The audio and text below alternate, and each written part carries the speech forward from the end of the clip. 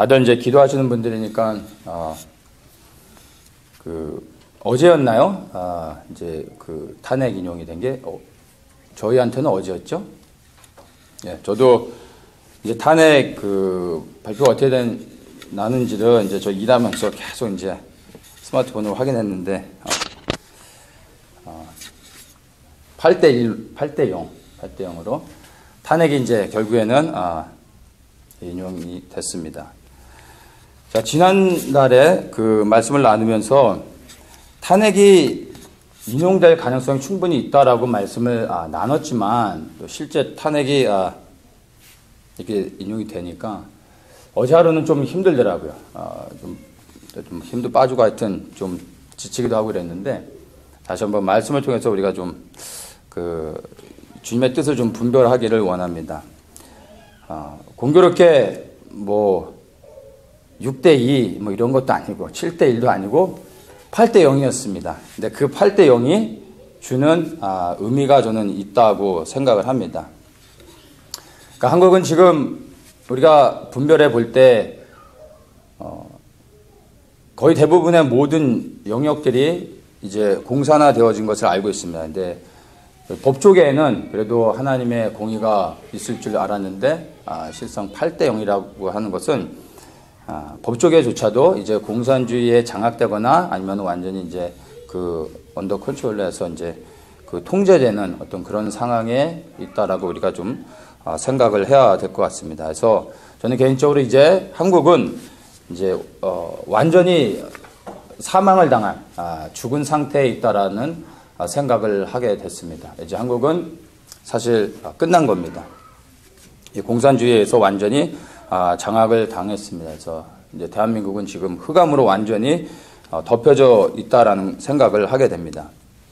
그래서 이제 한국이 정말 이제 소망이 없고 절망이냐, 그게 아니라 한국은 완전히 죽었다라는 것을 통해서 이제 한국의 유일한 소망이 되는 한 가지의 기대가 생기는 겁니다. 그게 바로 예수 그리스도이십니다. 왜냐하면 주님께서 죽은 자를 살리실 수 있으십니다. 오직 죽은 자를 살리시는 것이 그리스도이기 때문에 죽은 한국을 이제 살리실 수 있는 분 또한 예수 그리스도이심을 우리는 믿습니다. 그래서 이제 그리스도께서 죽은 대한민국을 어떻게 살리실지 우리가 기대하면서 또한 대한민국을 위해 이렇게 간절히 하나님께 부르짖으며 나아가야 될 것 같습니다. 사실 이 8대0이라는 이런 탄핵 결과가 나온 것은 나름 우리가 믿는 자들이 열심히 이제 노력을 했지만 하나님께서 우리에게 주시는 메시지인 것 같아요. 이제 우리가 더 이상은 우리 자신을 의지하거나 어떤 우리의 방법과 지혜로 해결할 수 있는 것이 아니라 오직 죽은 자를 살리신 바로 그리스도를 통해서만 이제 우리가 그리스도를 의지할 때 하나님이 주님께서 이제 회복시키신다는 거죠. 바로 그것을 우리에게 메시지로 주기 위해서 하나님께서 그렇게 허락하지 않으셨나라는 생각을 합니다. 근데 저는 이제 지금 이렇게 되어진 상황들을 보면서 하나님의 그 정한 시간이 대한민국을 향한 하나님의 어떤 그 정한 그 계획들과 그 시간들이 점점 이제 내로다운 되면서 가까이 오고 있다라는 것을 좀 생각을 하게 됩니다. 모든 것에는 하나님의 정하신 시간이 있고 정한 때가 있어서 그 시간에 하나님의 계획들을 이루십니다. 그래서 이 한국을 향한 하나님의 그 정하신 계획들이 정말 이제 얼마 남지 않았다라는 생각을 합니다. 그게 이제 뭐냐 하면 대한민국을 향한 하나님의 정하신 뜻, 하나님의 계획, 저는 그게 통일이라고 생각을 합니다. 통일이 이제 정말 멀지 않았습니다. 손을 뻗으면 통일이 이제 정말 잡힐 수 있을 만큼 우리에게 이제 가까이 왔습니다. 그래서 제가 이제 오늘 이스라엘의 바벨론 70년의 포로 생활을 컨셉으로 해서 한번 좀 말씀을 나누려고 합니다.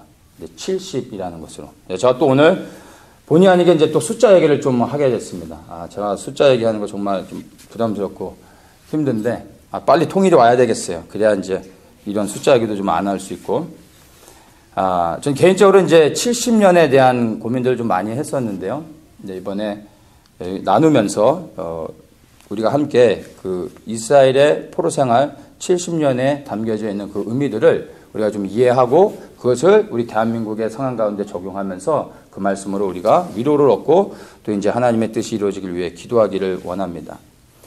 이 70이라는 의미는 전에 지지난번인가 그때도 이제 나눴었는데 7과 10의 도합입니다. 70이라는 숫자는. 그래서 7은 완전수를 얘기하는 거죠. 그러니까 존재 자체가 완전함을 얘기하는 겁니다. 그리고 이제 10은 이것 또한 완전수인데 7과 다르게 조건적인 완전수입니다. 그러니까 뭔가 하나가 부족한데 그 부족한 뭐가 채워질 때 뭐 하나가 끝남으로 인해서 완전해지는 것입니다.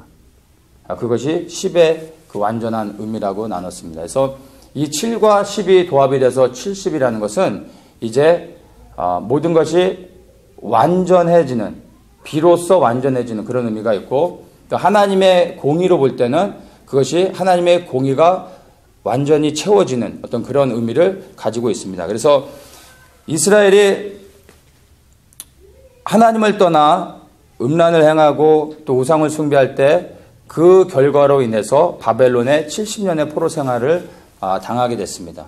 네.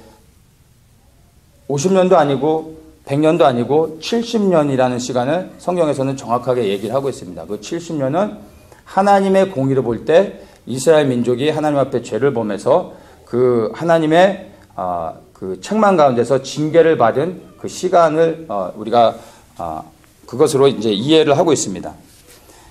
다니엘서 9장 2절에 보면은 이렇게 말합니다. 곧 그 통치 원년에 나 다니엘이 서책으로 말미암아 여호와의 말씀이 선지자 예레미야에게 임하여 고하신 그 연수를 깨달았나니 곧 예루살렘의 황무함이 70년 만에 마치리라 하신 것이니라. 그래서 여기서 이제 70년을 얘기하죠. 예루살렘의 황무함이 70년 만에 마치리라는 것은 예루살렘을 향한 하나님의 징계가 70년이 되면 채워진다라는 의미죠. 그래서 70년이 되올 때 비로소 이제 그들에겐 징계 시간이 끝나는 거고 하나님의 공의가 이제 70년이 채워짐으로 인하여 이제 이루어지는 것으로 우리가 이해를 하면 됩니다. 그래서 이 70년은 이스라엘을 향한 하나님의 징계의 시간이며 또한 70년이 끝나면 이스라엘이 회복되는 것으로 우리가 이해를 할 수 있습니다. 자, 근데 이것이 이스라엘에게는 하나님을 떠난 이스라엘 백성들을 향한 그 징계의 시간이었고 또한 70년이 끝나면 이제 회복되는 그런 의미를 갖고 있지만 동일하게 이 70년이라는 것이 바벨론에게는 반대의 그 의미를 주게 됩니다. 이스라엘에게는 70년이 끝나면 고토로 돌아갈 수 있는 회복의 어떤 그 약속이었지만 그 70년이 끝나 이스라엘이 예루살렘으로 돌아갈 때 바벨론은 어떻게 되죠? 멸망을 당하는 것입니다. 그래서 이스라엘에게는 이것이 소망이지만 바벨론에게는 하나님의 심판이 되는 것이죠. 그것이 바벨론의 입장에서는 다른 것입니다. 예레미야 25장 12절에 이렇게 말합니다. 나 여호와가 말하노라 70년이 마치면 내가 바벨론 왕과 그 나라와 갈대아인의 땅을 그 죄악으로 인하여 벌하여 영영이 황무케 하되 이렇게 말하고 있어요.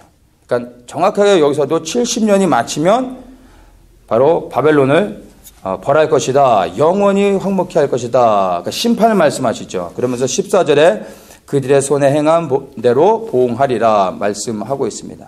그래서 이 바벨론의 입장에서 70년은 곧 하나님의 심판의 날이 되는 것입니다. 그래서 이 70은 다시 얘기하면 이스라엘에게는 하나님의 징계의 시간이지만 곧 이 70이 끝날 때 이스라엘에게는 회복이 되는 것인데 바벨론에게는 이것이 영원한 심판이요 멸망이 되는 숫자가 됩니다. 이것을 잘 기억하시고요. 자, 우리는 흔히 이제 이스라엘이 70년의 그 바벨론 포로 생활을 마치고 예루살렘으로 귀환했다라고 이제 생각을 합니다. 그런데 문제는 실제로 이스라엘이 70년의 그 포로 생활을 마치고 나서 예루살렘으로 귀환하지 않았다라는 것입니다. 우리가 그것을 한번 좀 보겠습니다.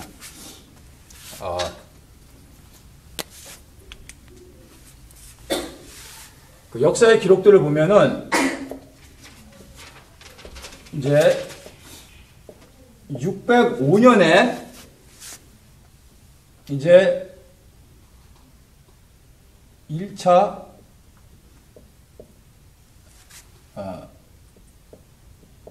귀환이 있습니다. 그러니까 1차 귀환이 아니라 1차 포로죠.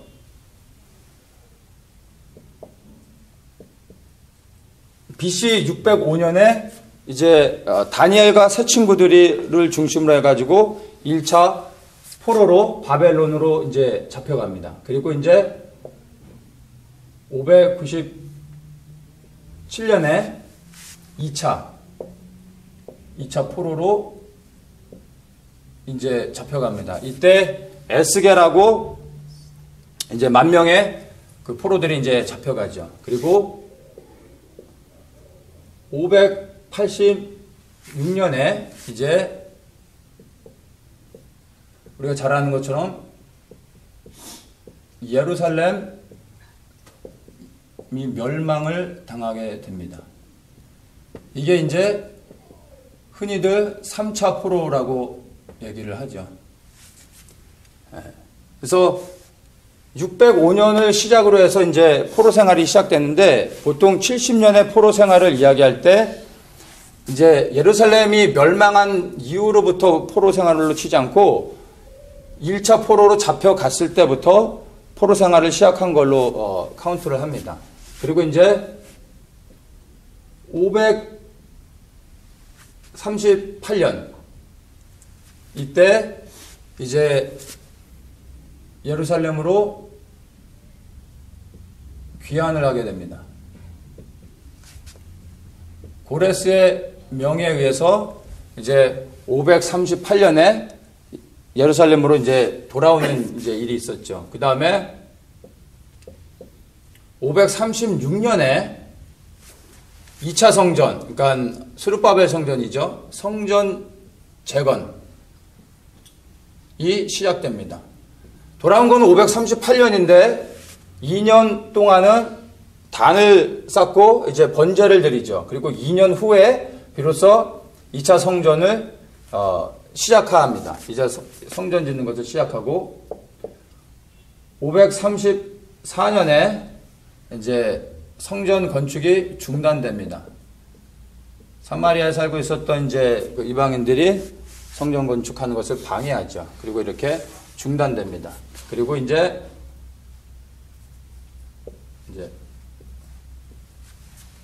520년에 다시 재개가 돼서 성전을 짓습니다. 그리고 516년 이제 2차 성전 완성이 됩니다. 605년으로부터 시작해서 이제 516년 여기까지를 우리가 조금 살펴봐야 됩니다. 이걸 보면은 자 이제 뭐가 나오냐면 말씀드린 것처럼 1차 포로 때부터 해서 카운트를 해서 예루살렘 성전 예루살렘으로 돌아오는 것까지를 우리는 이제 70년이라고 성경에서 말하고 있어서 70년 만에 돌아온 걸로 알고 있는데 605년이죠. 605년부터 해서 예루살렘 돌아온 게 538년입니다. 그럼 이제 605 빼기 538이면은 어떻게 되죠? 67. 저하고 비슷하신 분들이네.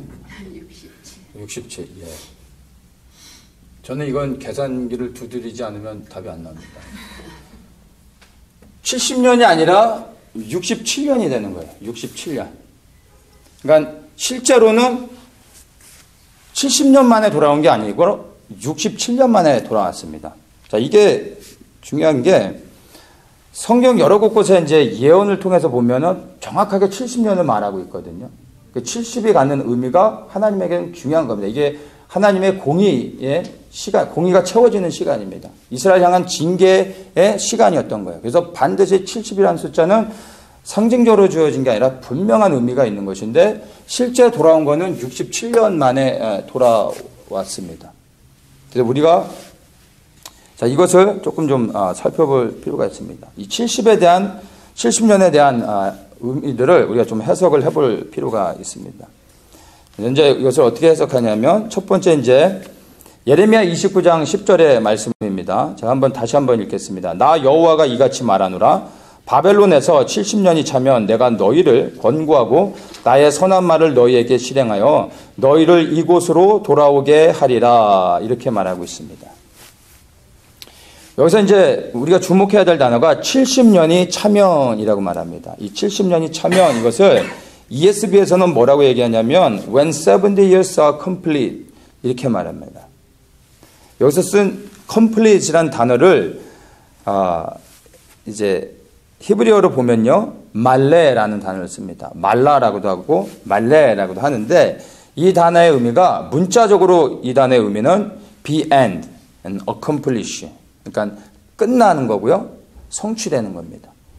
그런 의미를 갖고 있습니다. 문자적인 의미로. 그래서 이 70년이 찼다라는 것은 문자 그대로 70년이 돼야 하는 것입니다.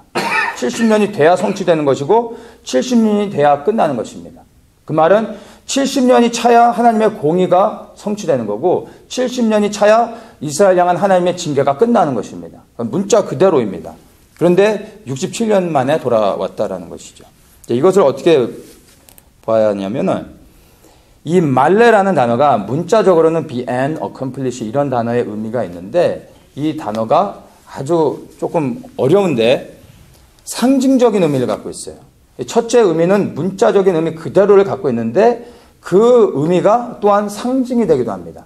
그러니까 비유의 의미로도 사용될 수 있는 단어입니다. 아주 애매한 단어인 것이에요. 그러니까 상징적으로 쓰였다라는 의미가 뭐냐 하면 저는 이것을 하나님의 은혜로 인해서 기간이 단축될 수 있다라는 것으로 저는 이제 이것을 해석을 해봅니다. 왜냐하면 마태복음 24장에서도 보면 하나님께서 이제 마지막 때 그 심판의 심판을 이제 명하시고 그 심판의 날을 정하셨는데 택한 자들을 위해서 그 날을 감하시겠다라고 말씀하셨어요. 그러니까 심판의 시간은 그 기간은 정해져 있는 것입니다.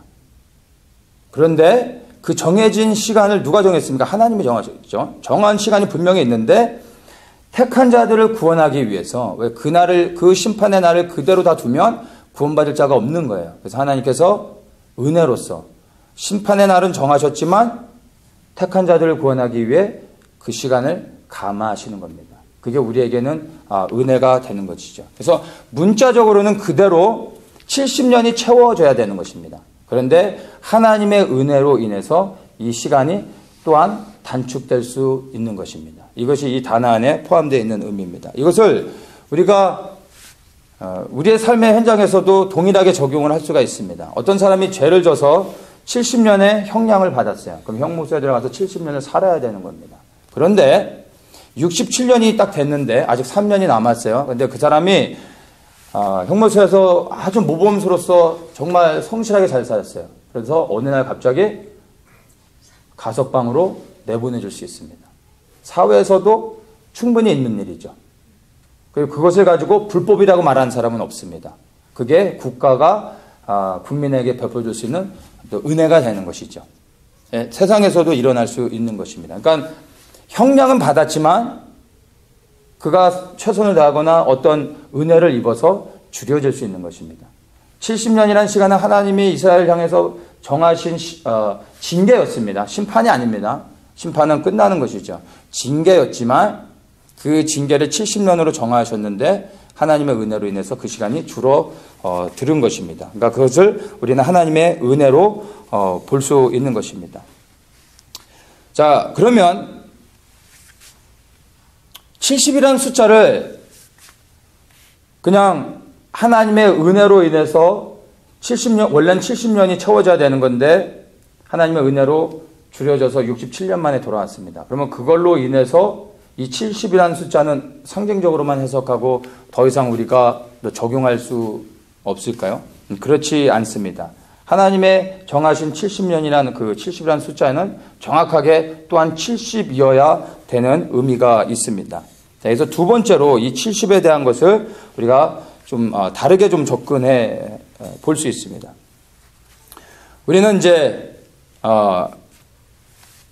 70년을 이제 해석할 때 이것을 예루살렘으로서의 귀환, 바벨론에서 예루살렘으로 귀환하는 그것으로만 우리가 그냥 고정관념을 가지고 성경을 보는 견해들이 있습니다. 근데 다니엘서 9장 2절에서도 우리가 봤었지만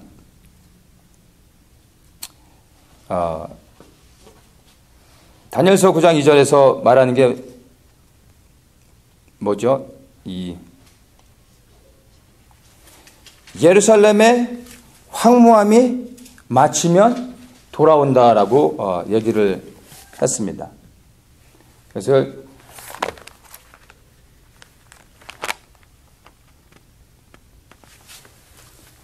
다시 한번 제가 읽어드릴게요. 여호와의 말씀이 선지자 예레미야에게 임하여 구하신 그 연수를 깨달았느니 곧 예루살렘의 황무함이 70년 만에 마치리라. 이 황무함이라는 것을 우리가 조금 생각해 봐야 됩니다. 예루살렘의 황무함의 의미가 무엇일까요? 그러니까 우리는 그냥 예루살렘으로 돌아가는 것이 예루살렘의 황무함이 맞춰지는 것으로만 생각을 하는데, 자, 예루살렘의 황무함은 곧 예루살렘이 멸망을 당했다라는 것입니다. 근데 예루살렘의 멸망을 당할 때 무슨 일이 일어났습니까? 성전이 완전히 파괴가 되어졌습니다. 그러니까 곧 예루살렘의 멸망, 예루살렘의 황폐함, 예루살렘의 멸망, 그것은 곧 성전이 무너졌다라는 것을 또한 포함하고 있습니다. 이스라엘에게 있어서 가장 중요한 게 성전이죠. 이스라엘 백성들은 성전 중심의 삶을 살았습니다. 북이스라엘과 남유다가 나눠질 때 북이스라엘에서 가장 좀 염려했던 게 뭐죠? 성전이 밑에 있다라는 거였어요. 왜냐하면 이스라엘 모든 사람들은 성전 중심의 삶을 살기 때문에 다 성전을 향해 가죠. 그래서 이스라엘보다 더 중요한 게 예루살렘인 것입니다. 왜 예루살렘이 더 중요하냐? 예루살렘 안에 하나님의 거룩히 구별해 놓으신 성전이 있기 때문에 그 성전이 있어서 예루살렘이 중요한 것입니다. 그래서 성전이 무너진 것이 곧 예루살렘의 황무함이라고 보는 것이 더 정확한 표현이라고 우리가 이해할 수 있습니다. 단순히 예루살렘의 성이 무너지고 도시가 멸망을 당한 것이 예루살렘의 황무함이 아니라 그 땅에 하나님이 거하시는 거룩한 성전이 완전히 무너졌다는 것이 실제로는 예루살렘의 황무함이라고 이해하는 것이 성경적으로 더 정확한 이해가 될 것 같습니다. 그래서 우리가 주목해야 되는 게 예루살렘의 황무함은 곧 성전의 파괴를 얘기하는 건데 이 성전에 무너진 것이 70년 만에 마칠 것이다 라고 해석을 하는 것이 더 정확한 것으로 이해를 하면 됩니다. 자, 그러면은 이제 이 숫자들을 한번 다시 보겠습니다. 1차 포로로부터 해서 이제 예루살렘 귀환까지 보면은 67년이었어요. 그래서 70년이 안 되죠. 그런데 70이라는 숫자는 정확하게 넘버가 그대로 나와야 됩니다. 그래서 어떻게 보냐면 586년 예루살렘 멸망했죠. 이게 곧 제가 뭐라고 말씀드렸죠? 예루살렘 멸망이 성전 파괴예요. 그렇죠? 성전이 파괴된 게 586년입니다. 그리고 성전이 언제 완성이 됩니까? 516년. 516년에 성전이 완성이 됩니다. 자, 그러면 586년에서 516년. 이건 제가, 이 정도는 제가 합니다. 계산기 없어서. 정확하게 이제 70년이 되는 거예요. 그러니까 하나님의 계산은 너무나 정확합니다. 그러니까 70년의 숫자가 단순히 상징이 아니라 하나님에게는 정한 분명한 그 의미가 있다라는 것입니다. 여기까지 이제 우리가 이해가 됐습니다. 이 이해를 전제로 해서 우리가 이제 이것을 우리 대한민국이 처한 상황 가운데서 우리가 적용할 수 있습니다. 왜냐하면 하나님의 말씀은 단순히 이스라엘을 향한 것이 아니라 이스라엘을 통하여 동일하게 우리 모든 믿는 그리스도인들에게 적용되어지는 것입니다. 그래서 이 70년이라는 시간은 이스라엘이 바벨론 포로로 살았던 70년은 한 민족이 하나님 앞에 범죄했을 때 하나님께서 그 나라를 향한 징계의 시간인 것입니다. 이스라엘이 그런 징계를 받았다면 대한민국이 하나님 앞에 이 우상을 숭배하고 음란을 행하고 하나님 앞에 범죄했을 때 동일하게 징계를 받는 것입니다. 그것은 이스라엘과 모든 나라에게 동일하게 적용되는 것입니다. 그래서 이 성경적으로 먼저 이것을 이해하고 우리 대한민국의 처한 상황들을 보면서 우리가 지금 한국의 상황들을 좀 분별했으면 좋겠습니다. 자, 한국도 지금 전 세계 가운데서 유일한 이제 분단 국가로 아직까지도 남아 있는데요. 일반적으로 우리가 지금 대한민국의 분단을 72년으로 보고 있습니다. 그러니까 1945년이죠. 1945년에 그 미국과 소련이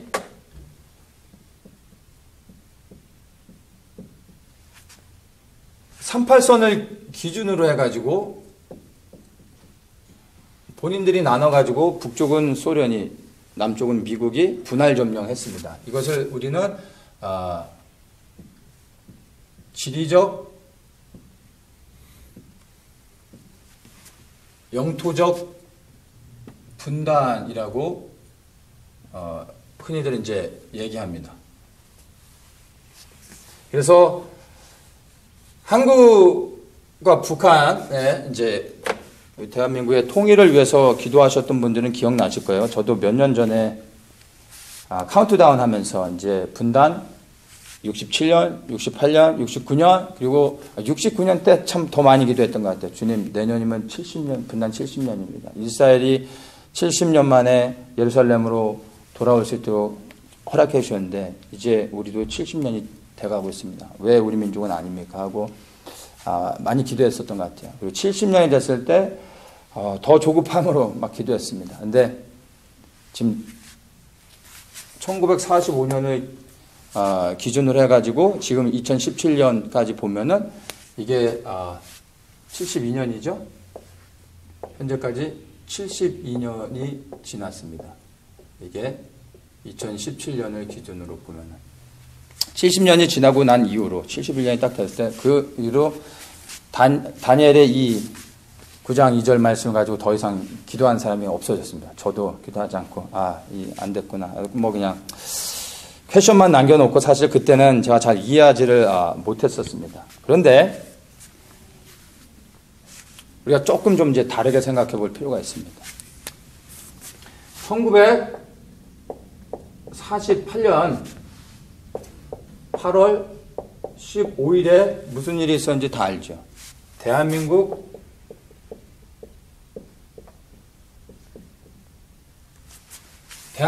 건국으로 해야 되겠죠? 대한민국 정부가 수립됐습니다.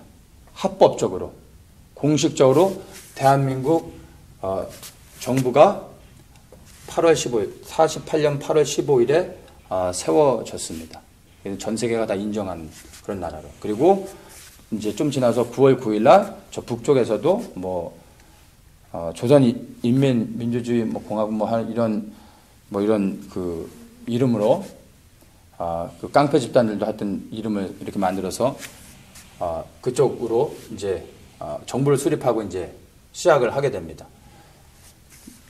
근데 48년은 45년과 48년이 다른 게 뭐냐면 여기 45년에는 미국과 소련이 그냥 자기들 마음대로 38선 기준으로 해서 나눠서 분할 점령을 했었던 거예요. 그래서 지리적, 영토적 분단이라고 우리가 흔히들 역사에서 말합니다. 근데 48년 8월 15일 이후로 대한민국 정부가 합법적으로 한국에서 이제 수립됨으로 인하여서는 여기서는 무엇이라고 이제 얘기를 하냐면은 정치적,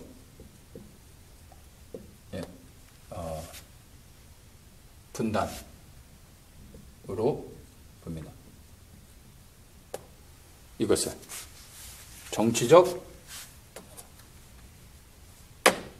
정치, 제도적 분단으로 이렇게 역사에서는 이제 설명하고 있습니다. 자, 우리가 이제 그러면 상식적으로 좀 한번 볼 때 뭐가 오피셜로 따지면은 뭐가 정말로 어디서부터 분단으로 따져야 되겠습니까? 지리적 영토적 분단이 오피셜 하겠습니까? 아니면 대한민국 정부를 합법적으로 설립한 이후로부터가 정치적으로 제도적으로 분단된 이때가 오피셜 하겠습니까? 우리 미국 사는 사람들 특히 이제 뭐 이제 얘기하면 다 어그리 되고 나면 페이퍼 쓰죠. 페이퍼 쓰고 사인해야 되잖아요. 그때 비로소 그 말한 게 법적으로 효력이 있는 것입니다. 그렇죠? 컨트랙 쓰지 않은 페이퍼는 말로만 하는 것은 아무런 의미가 없는 거예요. 그렇죠? 이것은 말 그대로 컨트랙 하는 거예요. 페이퍼를 써서 이제 오피셜리 끝내는 거죠. 그러니까 제가 볼 때 실제로 대한민국의 분단은 1948년으로부터 봐야 되는 것입니다. 1948년으로부터 그래서 이제 2017년까지를 보면은 죄송합니다. 69년입니다. 2017년이 69년이 되고 있습니다. 내년 2018년이 이제 분단 70년이 되는 겁니다. 근데 저는 이것이 저 개인적으로는 굉장한 의미가 있다고 생각합니다. 그래서 이걸 생각할 때, 이걸 좀 제가 깨달았을 때, 다시 좀 심장이 뛰더라고요. 그리고 주님께 70년이 끝난 게 아니었구나, 우리 기도 헛되지 않았구나 하면서 자 주님 앞에 다시 한번 좀 기도하며 나아가게 되는 그런 좀 은혜의 시간이 좀 있었습니다. 자, 이것을요 이제 우리가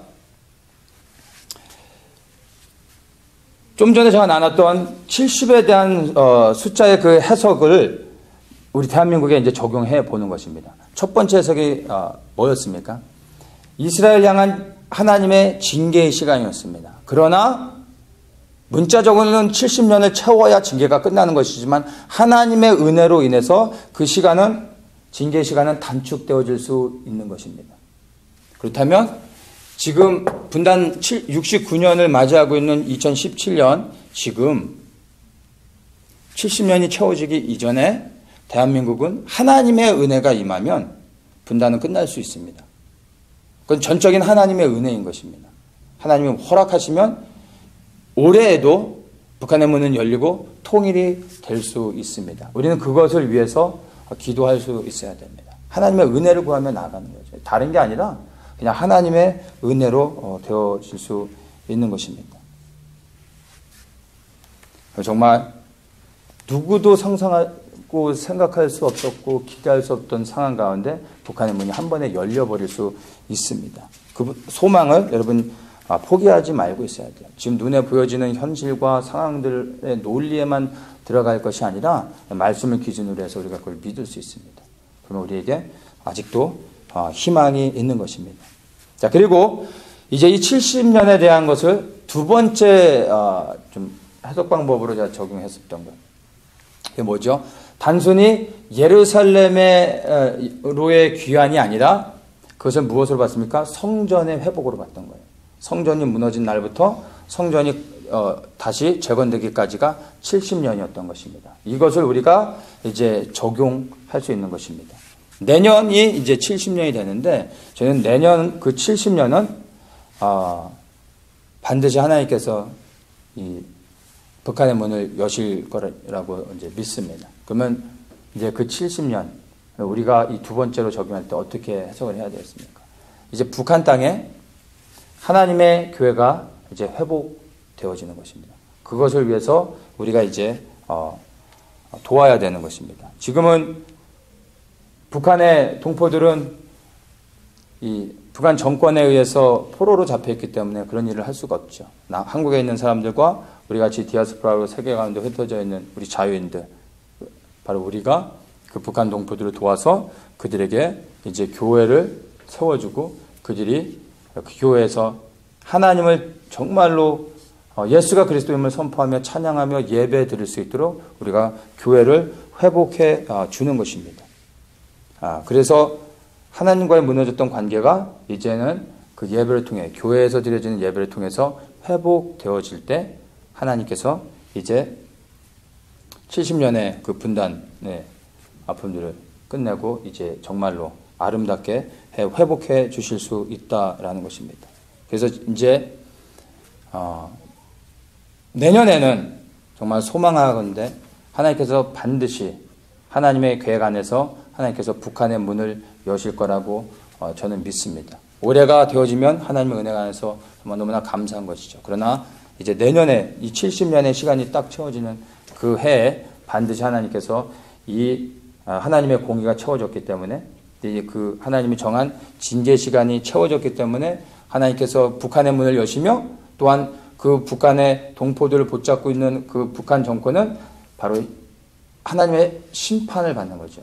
영원한 심판을 받아 북한 정권은 완전히 이제 무너지게 되는 것입니다. 그리고 그 해에 이제 우리 한국이나 우리 디아스포라가 정말로 들어가서 그들에게 하나님을 예배할 수 있는 교회들을 세워주고 그들이 전심으로 이제 찬양하고 그 예배를 통해서 하나님께 나아가면 하나님께서 정말 그 70년이라는 그 시간을 맞춰서 아름답게 이 대한민국을 회복시킬 것을 믿습니다. 바로 그것을 우리가 정말로 믿는다면은 이제 우리가 기도해야 될 것들이 있습니다. 예레미야 29장 말씀을 한번 보겠습니다. 예레미야 29장 10절에 보면요.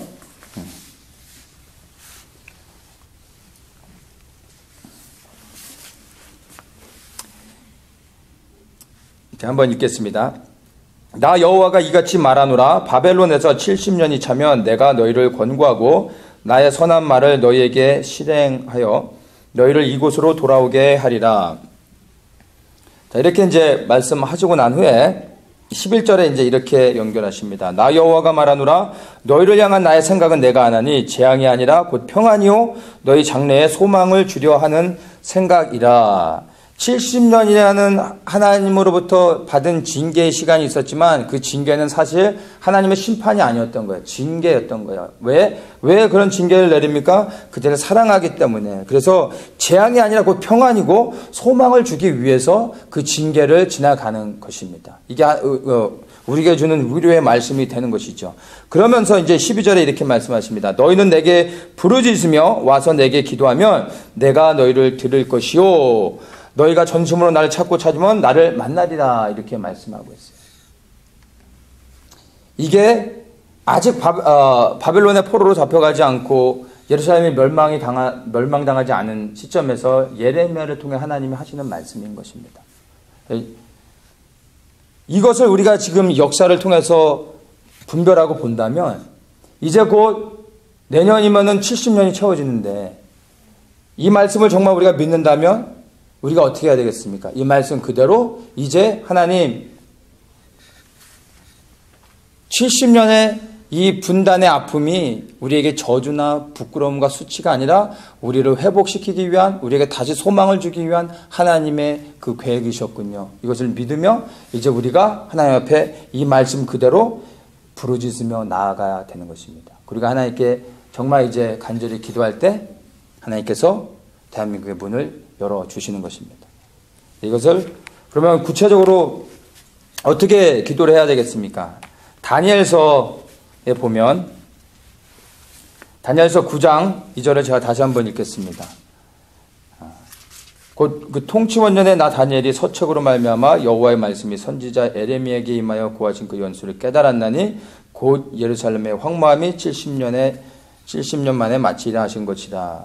어느 날 다니엘이 예레미야의 그 책을 읽다가 70년 후면에 예루살렘으로 돌아오게 된다라는 예언의 말씀을 읽은 거예요.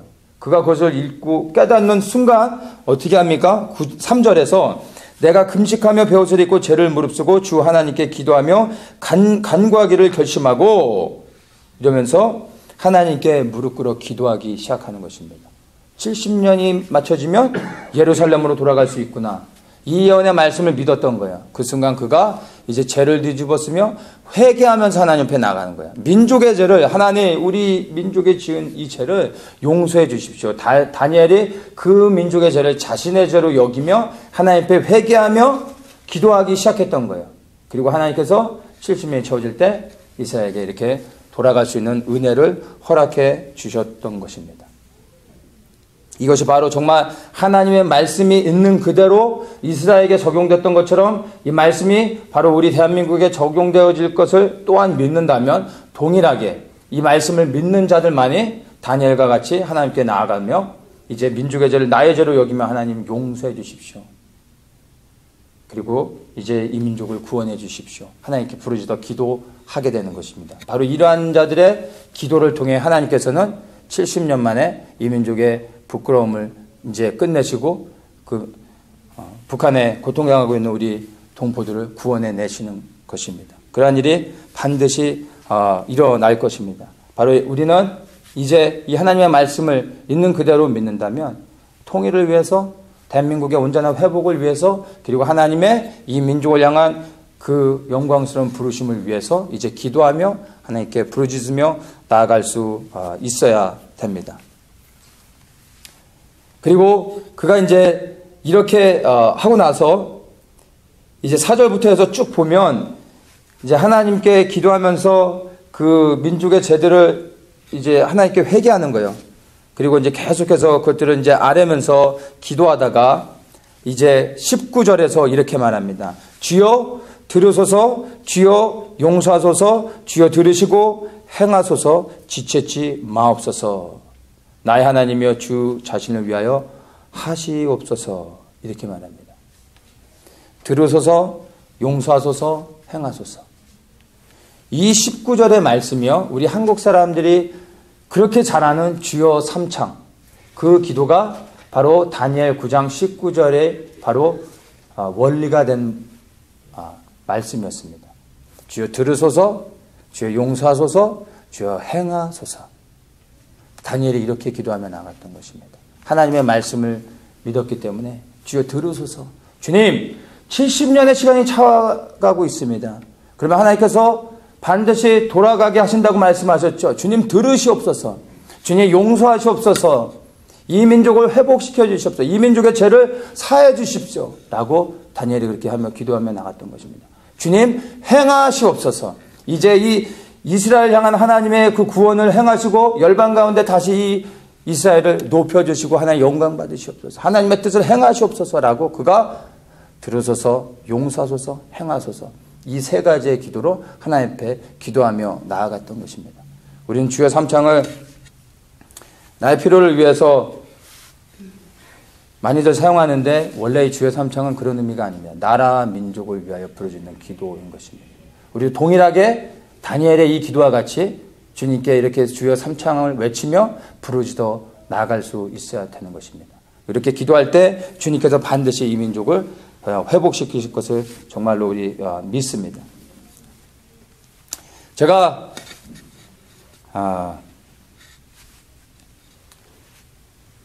기회가 되면 꼭 나누고 싶었던 좀 한 가지가 좀 있었습니다. 많이들 우리가 이제 생각할 때 우리 그리스도인들이 갖는 부담감이 하나가 있죠. 이게 바로 이제 우리 민족의 분단에 대한 부담감이에요. 믿지 않는 사람들은 상관이 없지만 우리 믿는 사람들은 교회가 공개적으로 교회 지도자들이, 목사님들이, 교단의 대표들이 우상을 숭배하면서 일제시대 때 신사참배를 하고 모든 성도들로 하여금 하나님 앞에 범죄하게 했습니다. 그 죄의 결과가 바로 우리 민족의 분단이라는 이 비극을 맞이하게 된 것을 우리는 다 알고 있습니다. 여기에 대한 부담감들이 모든 우리 그리스도인들에게 있습니다. 제가 나누고 싶은 것은요, 민족의 분단의 영적인 배경은 일제시대의 신사참배입니다. 이것은 뭐 누구나 다 공감하는 부분입니다.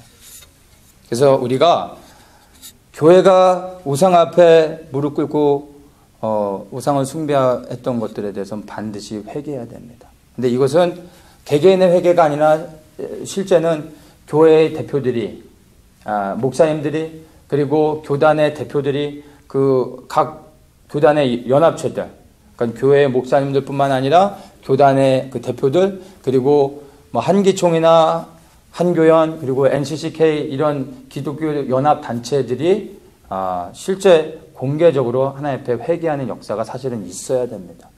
그때 하나님께서 또 우리에게 은혜를 부어줄 수 있는 거죠. 근데 한국의 상황을 한번 보십시오.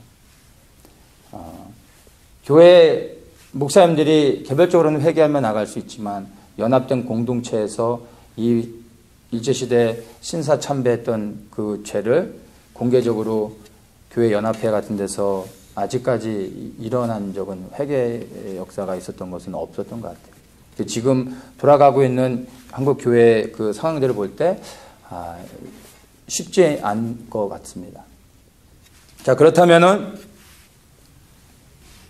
교회와 교단이 그 교회 연합체들이 이러한 회개를 하지 않으면 통일이 되지 않는 것입니까? 그렇지 않습니다. 우리에게 이러한 부담감이 있는데 여러분들에게 좀 이것을 제가 좀 나누고 싶습니다. 일제 신사참배 뒤에 좀 숨겨져 있었던 이야기입니다. 많은 분들이 좀 모르는데요. 침례교 역사하고도 좀 연관되는 부분입니다. 침례교가 한국에서 이제 선교를 시작할 때 1889년을 공식적인 침례교가 한국에 이제 선교를 시작한 것으로 침례교 역사에서는 이렇게 공식적으로 합니다. 그때 말콤 페닉이라는 독립 선교사가 이제 한국에 들어가서 선교를 시작하는데 침례교에서는 그것을 이제 공식적인 선교를 시작합니다. 많은 분들이 침례교가 한국에 이제 늦게 선교를 이제 시작해서 다른 교단에 비해서 이제 좀 뒤처져서 교세가 이제 좀 작게 됐다라고 이해하는데 그렇지 않습니다. 굉장히 일찍 1889년에 굉장히 일찍 들어간 거거든요. 다른 교단과 뒤처지지 않았습니다. 근데 그 당시에 이제 처음에 들어갔을 때는 침례교라는 단어를 쓰지 않고 무슨 이제 그 이름을 썼냐면은 동아기독교회라는 이름으로 침례교가 시작됐습니다. 전신이 동아기독교회입니다. 여러 번에 걸쳐서 이제 침례교가 이름을 바꾸다가 나중에는 기독교 한국침례회인가 지금은 그렇게 왔는데 이름을 많이 바꿉니다. 이제 대한기독교회로 이제 침례교가 시작이 됐는데 일제시대 때 이제 독립운동 이후로부터 이제 3.1절 그 독립운동 이후로부터 이제 대한이라는 단어를 일제에서 못 쓰게 했어요. 그래서 대한기독교회에서 대한이라는 단어를 못 쓰게 해서 동아기독교회로 바꿉니다. 그래서 동아시아를 선교한다라는 큰 비전 아래 동아기독교회로 바꿉니다. 그리고 실제로 침례교가 이 밑에는 이제 막혀 있죠. 이제 남한이 위에가 이제 열려 있잖아요. 그 당시에는. 그래서 큰 비전 안에서 북진 선교를 했습니다. 그리고 굉장히 공격적으로 했습니다. 그래서 평양과 개성을 중심으로 해가지고 만주, 시베리아 이런 곳으로 굉장히 폭넓게 선교를 했었습니다.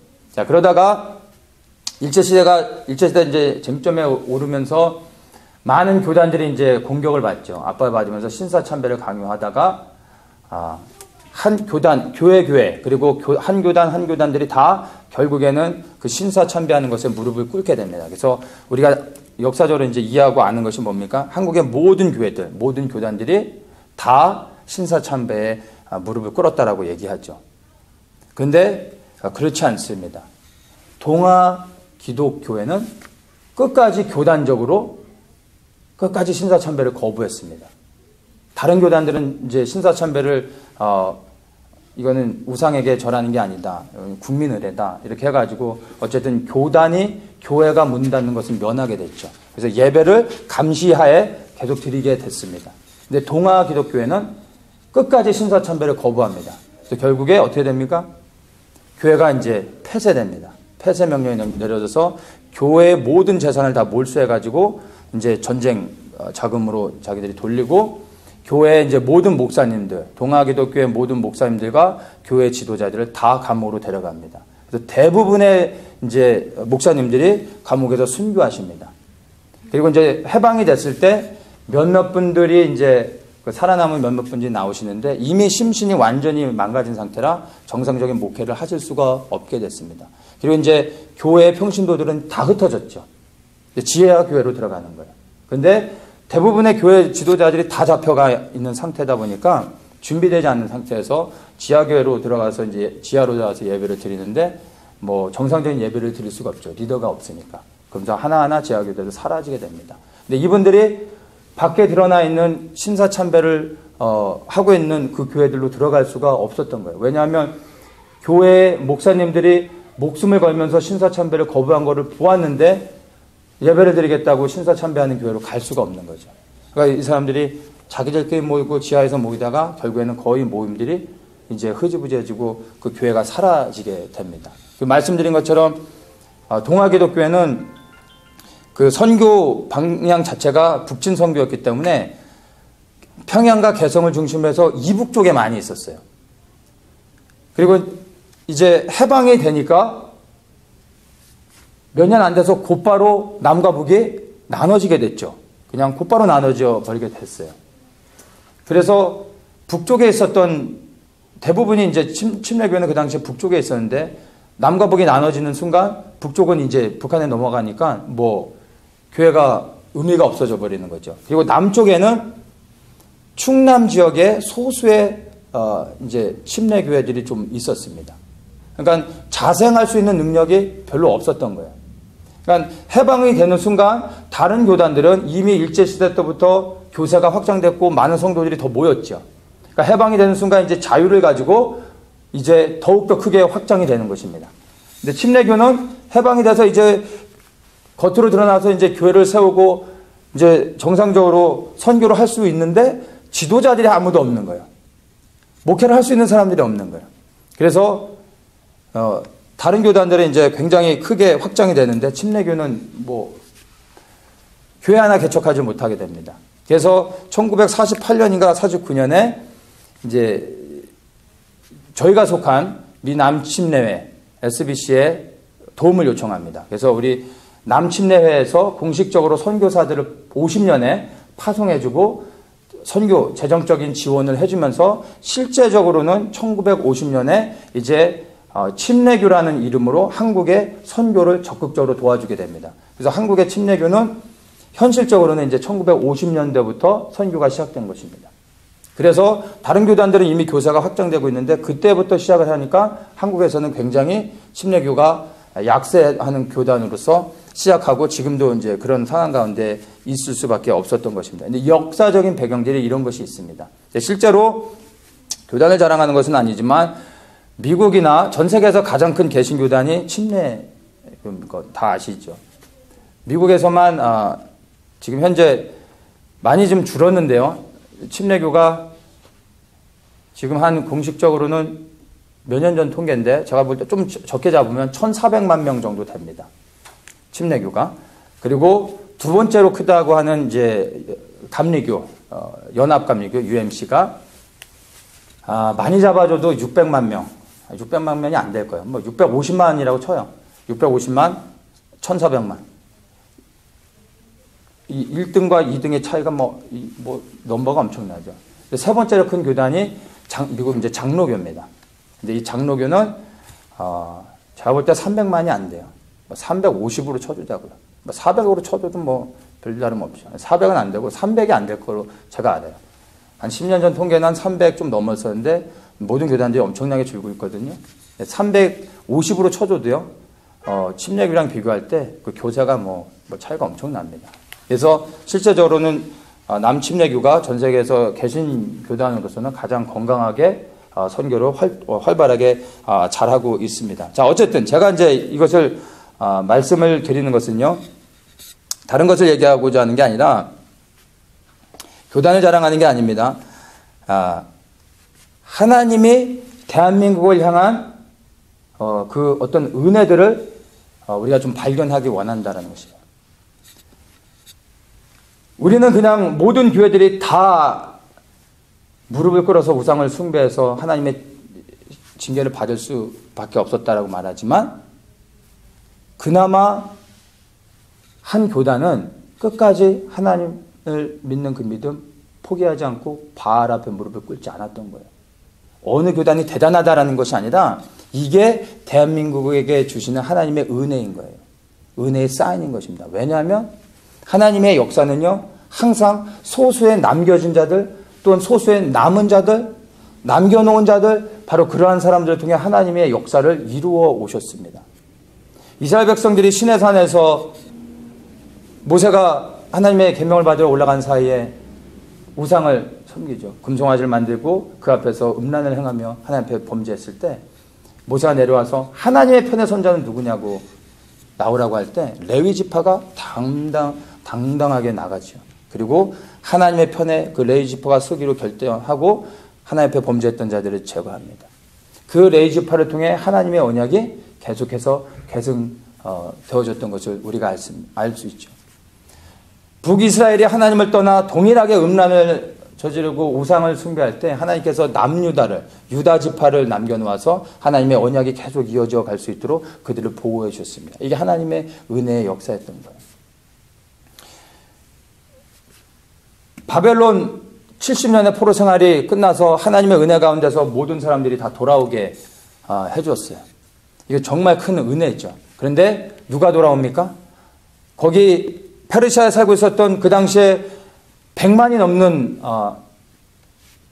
유대인들이 살고 있었는데 실제로 예루살렘으로 귀환하라는 명이 떨어졌을 때 귀환한 사람들은 5만 명이 채 안 됐습니다. 5%도 안 되는 사람들이 돌아왔습니다. 근데 그 사람들이 누굽니까? 다 별 볼 일 없는 사람들. 여기 있으나 저기 있으나 뭐 잃어버릴 것도 없는 사람들이었어요. 왜냐하면 페르시아에 이미 자리를 잡고서 안정적으로 살아가고 있던 사람들, 부유함을 누리고 있던 사람들, 너무나 많은 것을 누리고 있던 사람들은 그 모든 걸 다 접고 황폐해진 땅에 다시 가서 바닥에서부터 시작하는 것이 그들에게 너무 어려웠던 거예요. 가지고 있던 게 너무 많았던 거예요. 떠날 수 없었던 겁니다. 근데 하나님은 그들을 책망하지 않으세요. 그러나 소수지만 별 볼 일 없는 사람들이었는데 이 사람은 이리 가도 그만이고 저리 가도 그만, 겉으로는 그렇지만 하나님의 성전을 짓는다는 그 소망 가운데 떠났던 사람들이죠. 근데 그 사람들이 실제로는 육에는 별 볼 일 없던 사람들이었던 거예요. 그 가난한 사람들이었던 거죠. 근데 이 사람들이 하나님의 비전을 믿고 소망하며 그 소수의 사람들이, 남겨진 자들이 하나님의 말씀을 따라 떠났어요. 근데 하나님은 그들에게 집중하시는 거예요. 그 95% 남아있던 자들이 아니라 하나님의 말씀에 순종해서 그 하나님의 말씀을 믿고 예루살렘에 다시 발걸음을 옮겼던 그 소수의 사람들에게 하나님은 집중하시며 그 적은 사람들을 통하여, 그 별 볼 일 없는 사람들을 통하여 하나님께서 다시 예루살렘을 회복시키며 하나님의 성전을 재건케 하시고 이전 영광보다 더 큰 하나님의 영광으로서 그 땅을 충만하게 하시고 하나님의 영광을 통해, 이제 그 성전을 통해 하나님이 다시 세상 가운데 이스라엘의 그 영광의 빛을 발하게 하셨던 것입니다. 우리가 주목해야 될 게 이거예요. 소수에 남겨진 하나님의 사람들을 통해 하나님의 뜻을 이루어 가신다는 것입니다. 침례교가 대단해서가 아니라 이게 바로 대한민국을 하나님이 버리지 않으셨다라는 사인인 것입니다. 소수에 남겨진 자들이 있었기 때문에 그 남은 자들을 통해 그 믿음을 유지하는 것이고 하나님은 그것을 기억하시는 것이고 하나님께서 그 대한민국을 다시 회복시키시고 다시 한번 대한민국에게 기회를 주시는 하나님의 은혜라는 것을 우리가 발견하기 원하는 것입니다.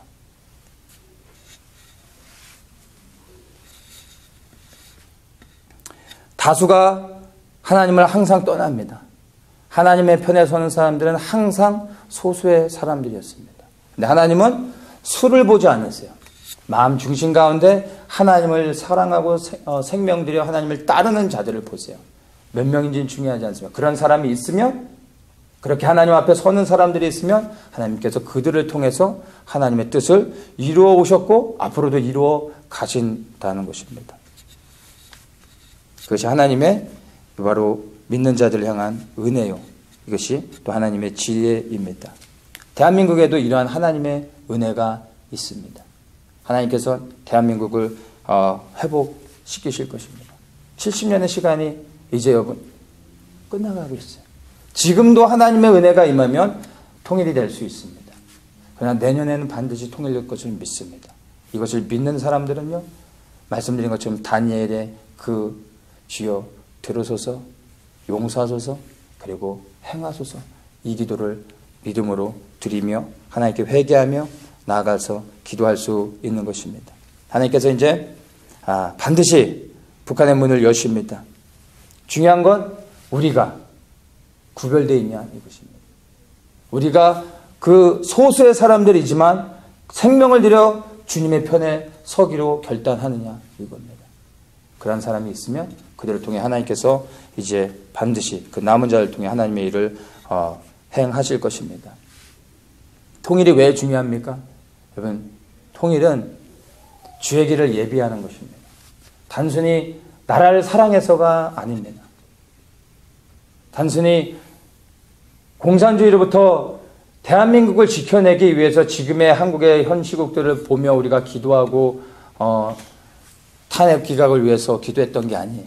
단순히 민주주의를 지키기 위한 게 아니라 이게 사실은 영적인 시각으로 보면 하나님의 나라가 이 땅에 이루어지기 위한 중요한 사건들인 것입니다. 그리고 주의 길이 예비되어져야 되는 바로 그 첫 이 아시아의 끝 대한민국에서부터 이제 주님의 영광의 대로가 저 이스라엘까지 올라가야 되는데 바로 그 첫 시작점이 대한민국의 통일인 것입니다. 그래서 우리가 통일을 놓고 기도해야 되는 것이고 정말 주의 재림을 사모하고 말씀에 순종해서 주의 길을 예비하는 그 자리로 나아가길 원한다면 그 통일을 위해서 기도해야 됩니다. 그 통일이 되어질 때 이제 이 대한민국을 회복시키시고 이제 중국을 여실 것이고요. 중국에 붙은 성령의 불의 역사가 이제 중앙아시아를 지나 이제 중국을 통해서 아시아의 수많은 나라들을 하나님께서 회복시키시고 복음으로서 충만케 하시고 아랍, 특별히 이 중동의 아랍권에 하나님께서 아랍의 사람들을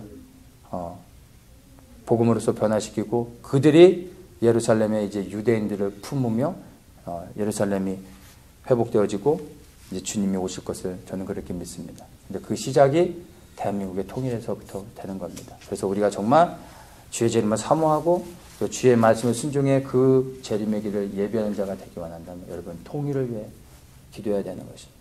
그래서 정말 그런 비전을 가지고 우리가 함께 정말 이제 곧 끝나게 될 70년의 그 시간들을 기억하면서 하나님 앞에 기도하는 자로 나아가기를 간절히 원합니다.